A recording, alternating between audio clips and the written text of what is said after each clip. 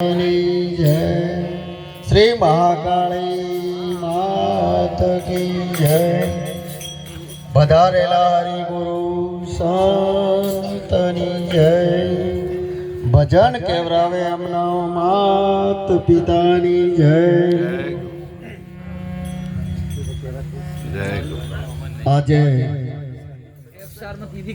માણિકપુરા ગામની હનુમાન દાદાની પવિત્ર અને પુણ્યશાળી ભૂમિમાં શ્રી હનુમાન દાદાની અસીમ કૃપાથી પધારેલા હરિગુરુ સંતોની સત્ર સાયામાં ભાવિક ભક્તજનોના સાનિધ્યમાં આજે ભક્ત શ્રી ભૂપતજી તેઓ સાળંગપુર હનુમાન દાદાના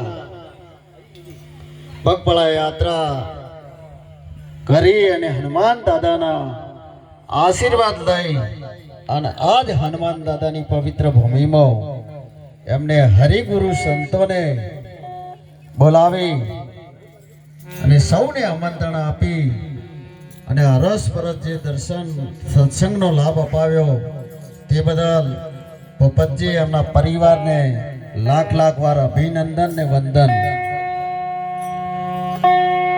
આજના પ્રસંગે માણિકપુરા નિવાસી આદરણીય વંદનીય એવા પરમ પૂજ્ય સંત શ્રી કૈલાસગીરી બાપુ, માણિકપુરા નિવાસી એવા આદરણીય વંદનીય એવા પરમ પૂજ્ય સંત શ્રી મદારગીરી બાપુ,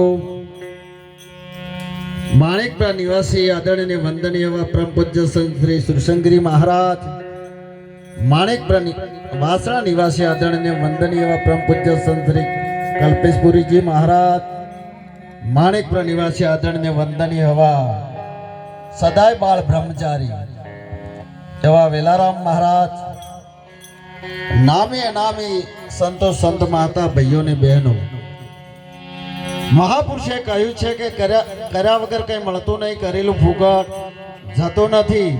કોઈ પણ વસ્તુની પ્રાપ્તિ કરવી હોય તો કંઈક મેળવવું હોય તો કંઈક ગુમાવવું પડતું હોય છે। તમારે જો ભક્ત બનવું હશે તો એમાં મહાપુરુષે જે તમને 5 વસ્તુની જે પ્રતિજ્ઞા આપવામાં આવે અને એ જો ત્યાગ થાય અને એ ભક્ત જો એમાં પરિપૂર્ણ થાય તો એ ભક્તનો લાયક થાય છે। લાયક બનવા માટે આ ત્યાગ કરવો પડતો હોય છે, ત્યાગની ભાવના હોય છે। મહાપુરુષે તો જીવનમાં પરમ કૃપાળુ પરમાત્માને મેળવવા માટે બધો ત્યાગ કર્યો છે। તમે રાજા હરિચંદ્ર જેવા 52 લાખ માળવાના ધણી હતા, જય ગુરુ। પણ જ્યારે સદગુરુ મહારાજનો આદેશ થયો તો 52 લાખ માળવાના ધણી એ બધું છોડી અને ત્યાગ કરી અને આવા સાધુ શરણના સંતોના સાનિધ્યમાં જવું પડ્યું હતું।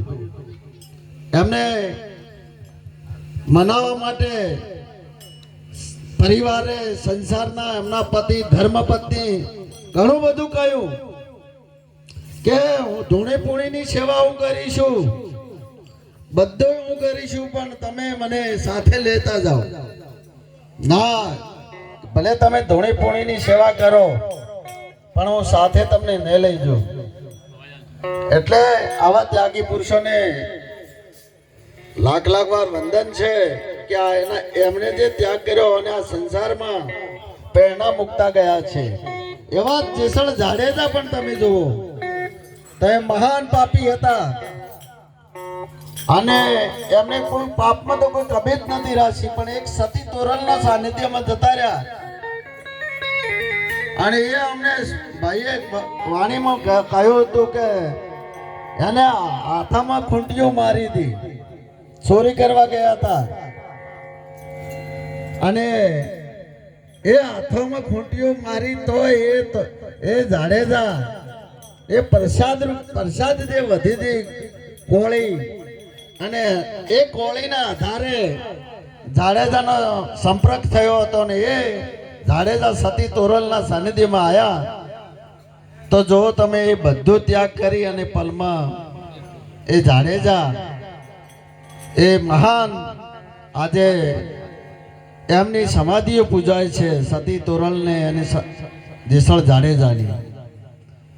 એમ આપણને મહાપુરુષો આવા જીવને કલ્યાણ કરવા માટે, ધન પ્રાપ્ત કરવા માટે ભક્તિ નથી કે આપણે ચલો ભજનમાં જાઓ તો ધન પ્રાપ્ત થાય, પણ ભજનમાં જાઓ તો આ જીવનું કલ્યાણ થાય. 84 લાખ યુનિમાંથી આ ભટકતો આ જીવ આવે છે ને મનુષ્ય અવતાર મેળવવા માટે એમાં ઘણી બધી પ્રાર્થના કરી છે, ત્યારે આપણે આ જીવને, આ જીવ આ ભૂમિકા ઉપર આવ્યો છે. એટલે કે તમે જુઓ, પશુઓ માં આવી બુદ્ધિ નથી, એક મનુષ્ય માત્રમાં જ આ બુદ્ધિ છે કે પ્રભુ પ્રાપ્તિ થઈ શકે, કે પંખીમાં પણ નથી. જે કંઈ આપ્યું હોય તો મનુષ્યમાંથી ભગવાન બન્યા છે, મનુષ્યમાંથી રામ પણ અહીંયા મનુષ્યમાંથી બન્યા છે, કૃષ્ણ પણ મનુષ્યમાંથી બન્યા છે. એમ જે મહાપુરુષો થઈ ગયા એ આ જીવમાંથી શિવ બન્યા હોય ને, તો આવા મહાપુરુષોના સાનિધ્યમાં જવાથી જ બનતા હોય છે.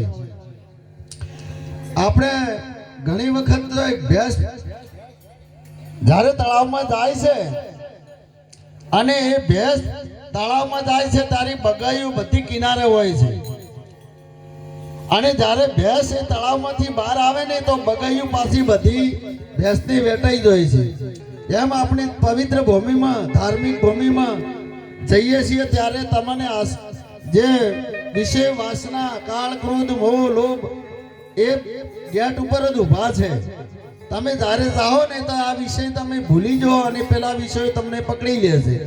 જો એ વિષયને તમે મજબૂત કરી નાખો તો તમે આ દેવની ભૂમિકામાં આવી શકો. એટલે કે કૌરવોએ મરી નથી ગયા, પાંડવોએ નથી મરી ગયા, રામે હોય છે, કૃષ્ણ હોય છે, પણ ઓળખવા વાળા જે ઓળખી શકે છે. કૃષ્ણ જ્યારે હતા ત્યારે જેને ઓળખવા વાળા હતા એમને ઓળખ્યા હતા.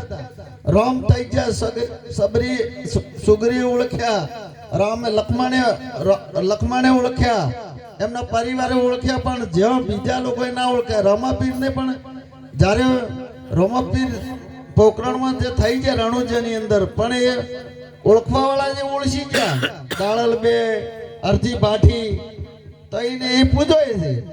એમ જો તમે ઓળખવા આ બેઠા એમને ઓળખશો ને મહાપુરુષોને, તો એ તમને જીવમાંથી શિવ બનાવશે.